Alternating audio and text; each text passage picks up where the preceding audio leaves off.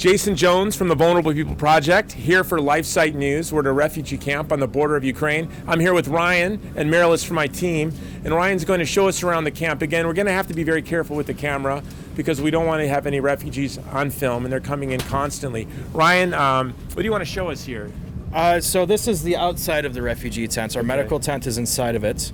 And as a Knight, I'm a member of the Knights of Columbus, third degree Knight, Viva Jesus. It's really beautiful to see there the emblem of the Knights of Columbus. And then here, the refugees can come if they have their cell phones and swap out their SIM cards for free, for Polish SIM cards. And then there's letters from schools that the children made for them. That's beautiful. And I can see on the inside there are coloring books and toys for the children. Absolutely. Okay, Absolutely. And where's this great food you were telling us about? Oh, yeah, follow me. Okay. And Marilis, if you have any questions, feel free to. Awesome, I will. Marilis is our diplomatic liaison. Her job is to get us visas, landing rights for planes when we're working in Afghanistan, and she's been here with me as we're working to create pathways for refugees. Yeah, and get supplies and whatever else they need. Okay. This is a very important part of the camp right here. This is where we light our fires at night. We actually were cooking steak on it last night. By the way, I'm shivering. You don't seem cold. So have you acclimated? I've acclimated, and I have a lot of insulation, so. COVID weight, right? Absolutely. Okay. Then here is the amazing food. So you said here's the amazing food? Right here, under this tent right here, they make the best food. I can smell it. It is phenomenal. I recommend you grab yourself a plate. Would it be appropriate? Would it be okay? Absolutely. It would be okay for us to grab some food? There's plenty to go around. And so there's the border to Ukraine. Yes, sir.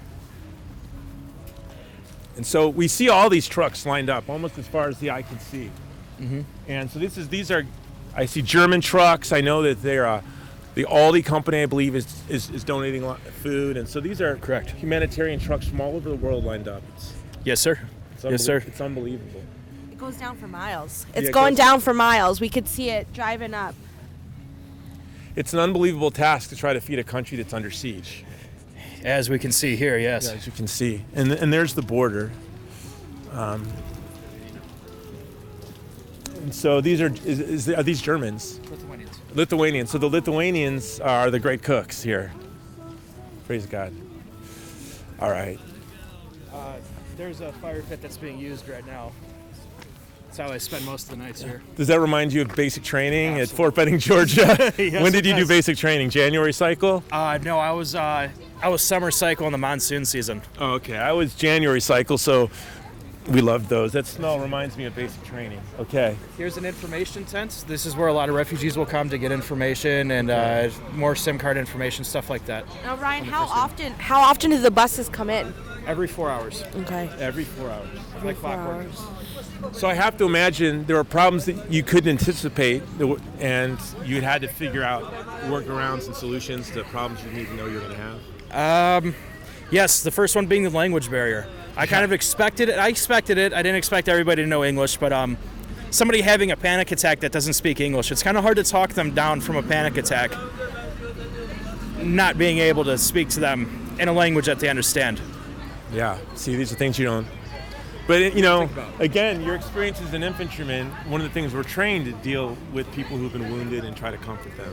Absolutely. A hand on the shoulder and a kind word goes a long way. You're going to be okay. Yeah. First words. A tone is understood amongst all languages. Yes. Except for German, maybe. Are we allowed to say that? Okay. And what's amazing is we were driving in here, and all this is, there's a border, how beautiful it is here, and it's just as beautiful over there. But to think... It is beautiful. Yeah. It's, most countries under siege are beautiful in their own way, shape, or form. I say about the Vulnerable People Project, we go to the most beautiful places in the world at the worst possible time. That's what we do. Do we want to show the border over here?